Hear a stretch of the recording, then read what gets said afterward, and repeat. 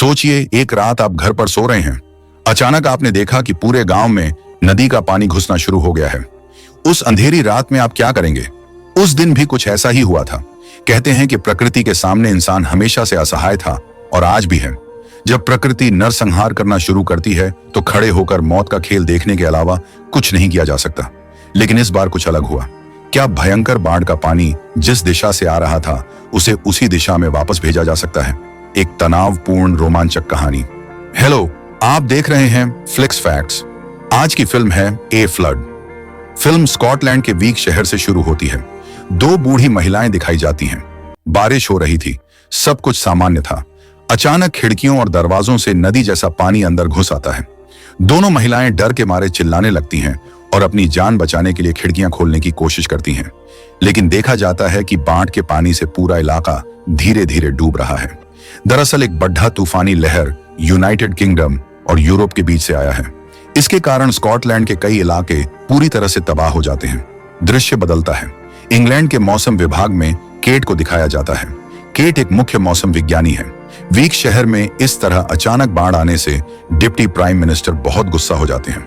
वह पूछते हैं कि बाढ़ आने से पहले कोई चेतावनी क्यों नहीं दी गई। केट कहती है कि मौसम का पूर्वानुमान हमेशा सही नहीं होता, लेकिन अभी जो दिख रहा है उससे लगता है कि यह तूफान अब नीदरलैंड की ओर बढ़ रहा है, इसलिए डरने की कोई बात नहीं है। दूसरी ओर लंदन की टेम्स नदी पर एक बहुत महत्वपूर्ण गेट है जिसे थीम्स बैरियर कहा जाता है। यह गेट किसी भी बड़ी बाढ़ को रोकने के लिए पानी का रास्ता बंद या खोल सकता है। यहाँ के ऑफिस मैनेजर का नाम सैम है, उसके पति का नाम रॉब है, लेकिन अब उनका कोई रिश्ता नहीं है। रॉब इस गेट का एक अच्छा इंजीनियर है। रॉब के पिता का नाम लनार्ड है, वह एक शोधकर्ता है। रब के अपने पिता के साथ बहुत खराब रिश्ते थे। रब उन्हें बिल्कुल पसंद नहीं करता था। दरअसल लनार्ड कई सालों से टेम्स बैरियर पर शोध कर रहे थे और उनका मानना था कि यह गेट गलत जगह पर बनाया गया है, लेकिन कोई उनकी बात पर विश्वास नहीं करता था। वह इस शोध में इतने व्यस्त हो गए थे कि रॉब की मां यानी लनार्ड की पत्नी परिवार छोड़कर चली गई। रॉब सोचता था कि पिता के लिए सिर्फ काम और उनकी जिद ही जीवन में मायने रखती थी।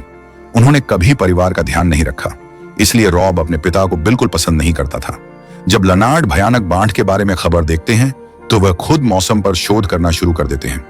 लनार्ड कहते हैं कि समुद्र में ज्वार आ रहा है और अगर यह तूफान इसी तरह लंबे समय तक रहा तो पूरा लंदन शहर बाढ़ में बह जाएगा। दूसरी ओर डिप्टी प्राइम मिनिस्टर एक प्रेस कॉन्फ्रेंस करते हैं। वह बताते हैं कि फिलहाल स्थिति ठीक है, डरने की कोई बात नहीं। यह देखकर लनार्ड सीधे अपनी बहू सैम से मिलते हैं। वह उसे समझाते हैं कि यह तूफान दूसरी ओर नहीं जा रहा है, यह हमारी तरफ ही आ रहा है और इस तूफान के साथ जो बाढ़ आएगी वह इतनी भयानक होगी कि वह गेट उसे रोक नहीं पाएगा। सैम यह सुनकर तुरंत कमिश्नर नेस से संपर्क करती है। खबर मिलने के बाद डिप्टी प्राइम मिनिस्टर केट और नेस लनार्ड के साथ एक मीटिंग करते हैं। लनार्ड अपने कंप्यूटर मॉडल का उपयोग करके सबको समझाते हैं और केट की बात को गलत साबित करते हैं। लार्ड का मॉडल बताता है कि यह तूफान और नदी का ज्वार मिलकर 4 से 6 मीटर तक ऊंची लहरें बनाएगा जो लंदन शहर में घुस जाएंगी।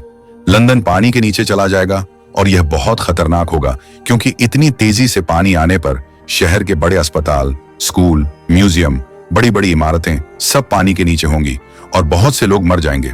लेकिन सबसे डरावनी बात यह है कि इस बाढ़ के पानी को शहर में घुसने में सिर्फ 3 घंटे बाकी हैं। सब लोग बहुत चिंतित और डरे हुए हो जाते हैं क्योंकि इंसान हर चीज के खिलाफ खड़ा हो सकता है, लेकिन अगर प्रकृति पागल हो जाए तो उस पागल प्रकृति को रोकने की क्षमता इंसान के पास नहीं है। नए समय बर्बाद नहीं करते, वह तुरंत सबको वहां से निकालने का काम शुरू कर देते हैं क्योंकि समय बहुत कम था और लोगों की संख्या बहुत ज्यादा थी। लेकिन ट्रेन, अस्पताल जैसी जगहों से इतने कम समय में इतने लोगों को निकालना संभव नहीं है। यह एक मुश्किल काम था क्योंकि पहले से कोई चेतावनी नहीं दी गई थी। इसलिए अगर अचानक लोगों से कहा जाता कि 3 घंटे में यह शहर डूबने वाला है तो लोगों में डर और घबराहट बहुत बढ़ जाती। इन सभी चर्चाओं और खतरों के बारे में सुनकर डिप्टी प्राइम मिनिस्टर आखिरकार स्टेट ऑफ इमरजेंसी की घोषणा कर देते हैं, यानी आपातकालीन स्थिति सेना शहर में फैल जाती है और आम लोगों को सुरक्षित जगहों पर पहुंचाने में मदद करती है। रेडियो और खबरों में बार बार कहा जा रहा था कि जो जहां भी हैं अपने आसपास की सबसे ऊंची जगह पर चले जाएं। धीरे धीरे नदी में ज्वार और भी उग्र हो जाता है और नदी का पानी शहर की तरफ दौड़ने लगता है। बैरियर सिस्टम चालू कर दिया जाता है। देखते देखते कुछ ही मिनटों में तूफान और उसके साथ एक बड़ी पानी की लहर उस गेट तक पहुंच जाती है और तभी लनार्ड और उनके एक साथी उस गेट को खोलने की कोशिश करते हैं। जैसे ही वह खुलता है पानी की लहर अंदर घुस जाती है और उन्हें वहां ले जाती है और लियोनार्ड का दोस्त मर जाता है।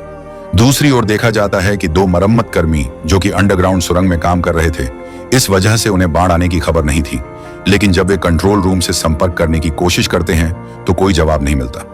देखा जाता है कि रब और सैम उस गेट के ऊपर पहुंचते हैं और देखते हैं कि चारों तरफ बहुत पानी फैला हुआ है और लेनार्ड अकेले वहां खड़े हैं, क्योंकि वह जानते थे कि इस तरफ भागने का कोई फायदा नहीं है। धीरे धीरे बैरियर पानी के दबाव से टूटने लगता है। रॉब और सैम मजबूर होकर पानी में कूद जाते हैं, लेकिन लेनार्ड उनके साथ नहीं जाते। वह बैरियर के ऊपर ही खड़े रहते हैं। दूसरी ओर ऑफिस में कमिश्नर नेस बैरियर के सीसीटीवी फुटेज देखते हैं।